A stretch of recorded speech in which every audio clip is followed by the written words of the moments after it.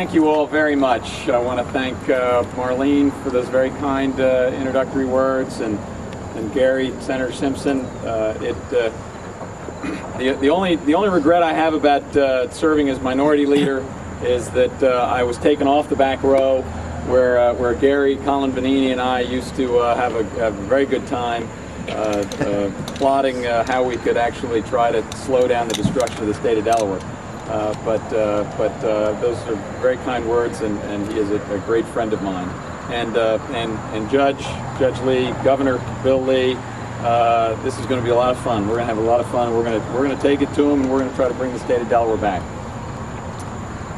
So to my family, friends, and neighbors, thank you for being here today. Thank you for being here as I embark upon a journey that I frankly never thought that I'd take, nor did I think that I'd ever need to take. You know, I grew up in Delaware and love it more than any other place in our nation. I love Delaware because it's always been a place where the citizens have had an opportunity to succeed. Partisan politics have been put to the side, and special interests have been held at bay. We aren't New Jersey, we aren't Pennsylvania, we aren't Maryland. We are Delaware, and proud to hold on to our unique identity as the first state, the small wonder. Today, however, the Delaware we grew up in is on the wrong track, and our unique identity is threatened. Our citizens struggle as economic opportunity diminishes, employers leave our state, and educational achievement stagnates. Political games and answering special interests have become hallmarks in the offices of state government, and taxpayers have paid the price. We have a state government that is too willing to ask for more of our hard-earned money to pour into a system that offers fewer results than ever before. And like so many of us, I'm tired of it. I'm tired of the broken promises, I'm tired of the partisanship, and I'm tired of the gridlock. We need a change, and we need it now before Delaware loses its identity and our people lose their opportunity for a better future.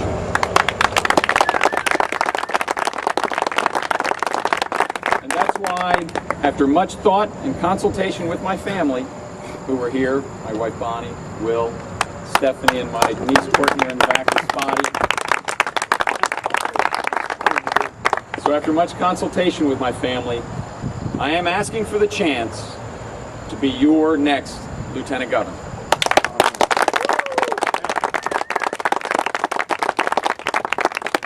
As a state senator for the past 6 years, I have witnessed firsthand what is going on in Dover, and I don't like it. It seems that too many of our elected leaders go to the state capitol and forget why they were sent there. They become captured by partisanship and special interests, and the result is gridlock. Our problems just get compounded, and nothing is getting done. And you here at home are left wondering, what happened to Delaware? What happened to the state that I love, and why is it disappearing? And the answer is always just a finger point to the other party. And that answer just isn't good enough. There's too much at stake, there's too much to be done, and that is why I'm running for Lieutenant Governor. I don't take this step lightly, for I know the burdens that it has placed and will place on my family. If there were someone else running for this office with the unique qualifications that it will take to turn our state around, I would step aside. But as I look across our state, no one with the needed background has stepped forward. And so I feel I must.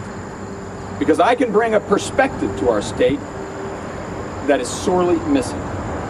I can bring the perspective of a proven and successful business person, someone who has actually created good-paying jobs, developed budgets, cut waste, overcome obstacles, and made tough decisions in the real world. I can bring the perspective of a 6-year state senator, someone who has served in Dover long enough to see the problems, but not long enough to become a part of the problem. And someone who has led the fight against the disastrous policies that have been leading our state down the wrong track. And I can bring the perspective of a community activist who has started or led initiatives that are making a tangible difference in the lives of underprivileged youth and in our environmental protection. And I can bring the perspective of a husband, father, and taxpayer to government, someone who lives the same lives as the people of Delaware and understands their concerns over the economy, job security, educating their kids, and more. No other candidate for Lieutenant Governor has my unique mix of experience, commitment, and qualifications. My opponent definitely does not. Because while I thank him for his public service The fact is, he has been a part of the Minner administration, which is responsible for where Delaware is today. The worst economy in the nation and a second-tier educational system being strangled by a Dover-based bureaucracy.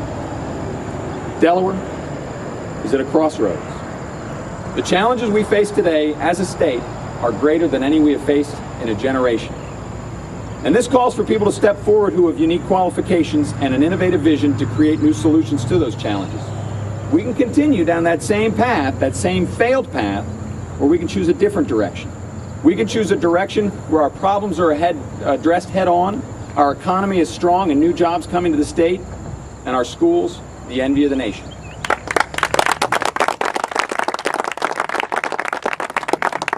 To reach this future, I really see no party here. I am first a Delawarean, and I believe our state needs leaders who understand our people and that we need a new path. And as your Lieutenant Governor, I will meet the challenges we face, not by necessarily looking for a Democratic or Republican solution, but by looking for what makes best sense for the people of Delaware. We need a Delaware where job creation and economic growth are top priorities, so every working family has an opportunity for economic security, freedom, and success. We need an education system that finally fulfills the promise of providing our children with the skills that they need to thrive in the real world. And we need a Delaware to be a leader in innovation on alternative energy, to help reduce our energy costs, spark an economic renaissance, and most importantly, protect our natural heritage. We need to reform state government so that honesty, openness, and accountability are more important than special interests and holding power among a select few. And we need to recognize that unchecked growth and development can have a negative impact on our state for years to come. And we must have a balanced approach to dealing with the growth to ensure that we do not irreparably harm our environmental assets. You know, the Lieutenant Governor is an interesting office in our government. Citizens expect you to work with the governor, and I'm excited to work with Governor Bill Lee.